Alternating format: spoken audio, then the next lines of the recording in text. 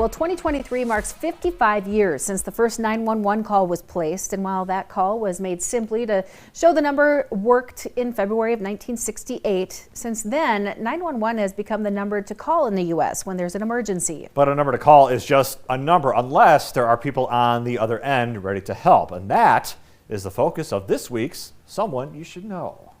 You got to be ready to perform at any given notice. Any given notice can happen at any given time at CenCom, or Central Dakota Communications Center. It's responsible for public safety communications services for more than 20 different agencies in North Dakota. Logan Langang has been answering calls there for almost 9 years, but he says it took time to get used to. For me, it was about 2 years before I actually came in, felt comfortable with everything that was going on to the point where it wasn't, nervousness or anxiousness. He says an effective dispatcher doesn't let those feelings dominate.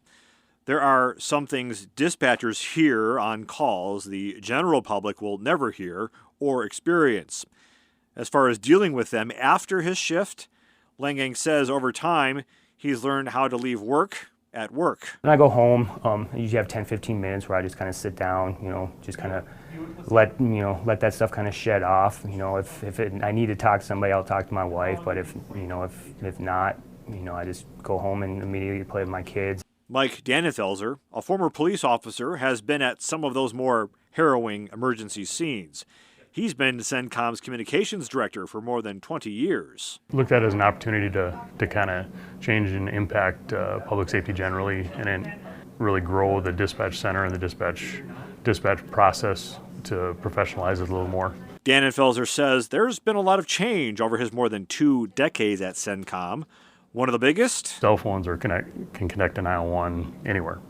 And what we've had to do is work with carriers and work with the federal government to put in location technology so that when somebody calls 911 on a cell phone, we can actually generally locate them and send help where it's needed. As for an ongoing challenge, Dannenfelser says staffing. They suffer from burnout. The shift work sometimes drains on them, and family life can impact it as well. But we try and do our best to keep the ones that we can keep. Logan Langang understands, though his role is significant, it's more about those he serves. In the end, is always the most rewarding part of the job, is that help that you provide. I love it when I get to help people. The staff at Central Dakota Communications Center.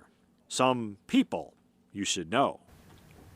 Now, Dannenfelser says CenCom is hiring. And if you think that this may be the job for you, you can click on the link to this story on kxnet.com. And is there someone we should know about? Well, if that's the case, send us an email and tell us all about them at ndfirst@kxnet.com.